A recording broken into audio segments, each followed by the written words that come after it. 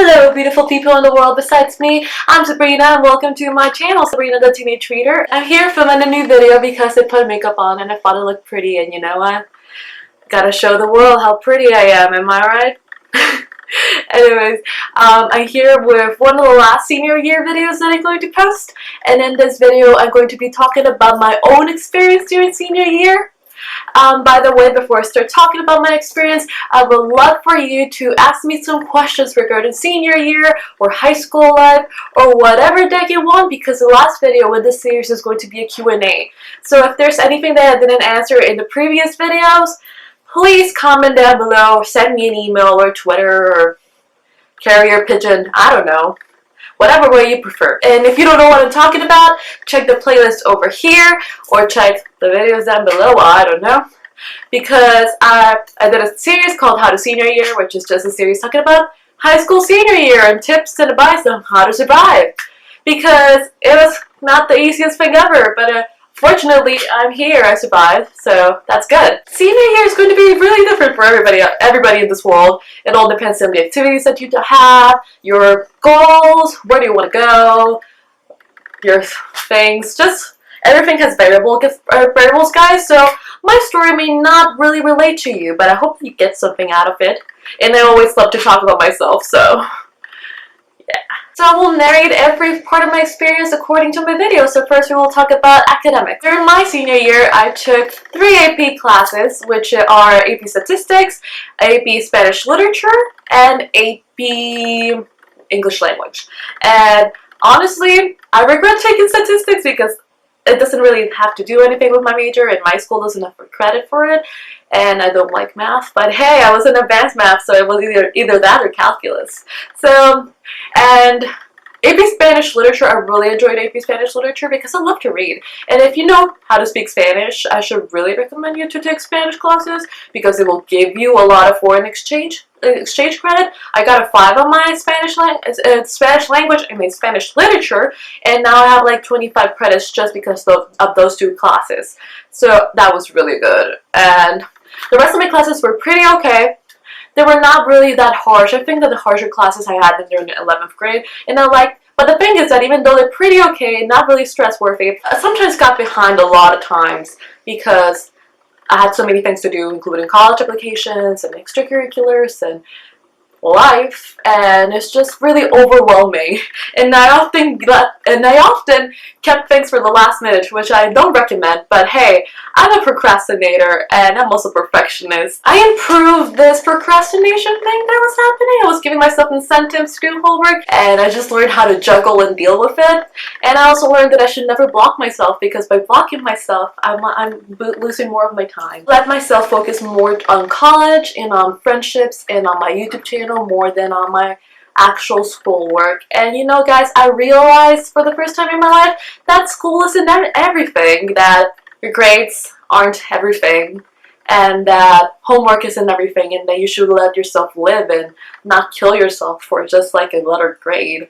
And honestly, I'm really thankful that I came to that conclusion, because I was this like, oh my god, I want to be the valedictorian and have 100% in everything, because I was like raised that way and I was pressured into thinking that. But you know guys, I feel happier right now that I understand why do we educate ourselves and how being educated is more important than having like a perfect score. So college applications.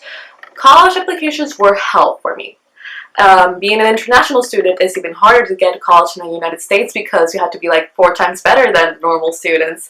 And I studied a lot for my SAT. Didn't study that much as I hoped I would. I really need to address that, guys. I had lots of panic attacks and a lot of depression and a lot of anxiety during senior year. And I think that's normal, but that's horrible. And I don't wish that on anybody. I'm not going to keep this a secret for you, but I have been diagnosed with obsession-compulsive disorder, which is mostly obsessive, and that makes it even harder to do some stuff because you're currently thinking about, I should do this better, or just being in a war against yourself in your head. And studying for that SAT was awful, and I hate standardized testing. They do not prove anything, and even though I took the SAT twice, I got the same score. I'm not kidding. I got the same freaking score. It just makes me so salty now. But I learned that as test scores are bullshit. Even though some schools are really stupid because they're like, oh, you need some more points to get the scholarship. And I'm like, you know, I'm a great person. And if you don't see that, screw you. I did the mistake of not doing any college application work during the summer. And that made me stress even more, doing essays. And I constantly got sick because of it. I constantly missed class. And people think I'm like, I have my life together, but I'm not. And I shouldn't be telling you this, but I think I should, because I want to tell you that this is normal.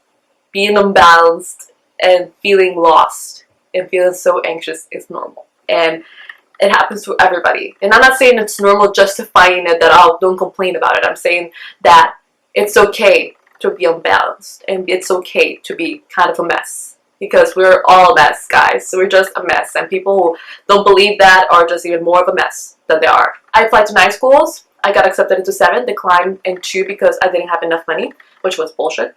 And then I realized, hey, college is a business. They will invest in you. And I applied to my dream college, which is Chapman University.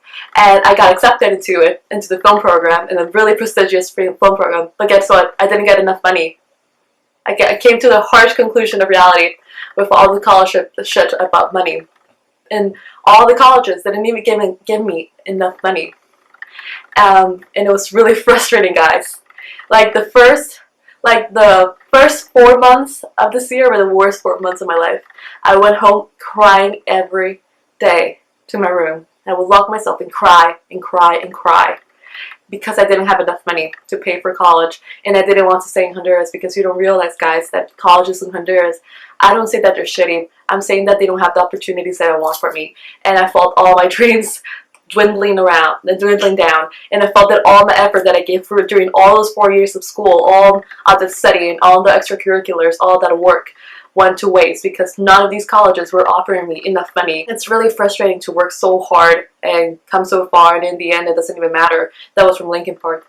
And it's just really frustrating, guys. And again, I would like to say to you, it's okay to feel bad and it's okay to feel sad, because sometimes when I felt sad, I even felt sadder because I was sad, and that's horrible. I think I blame that on the OCD again.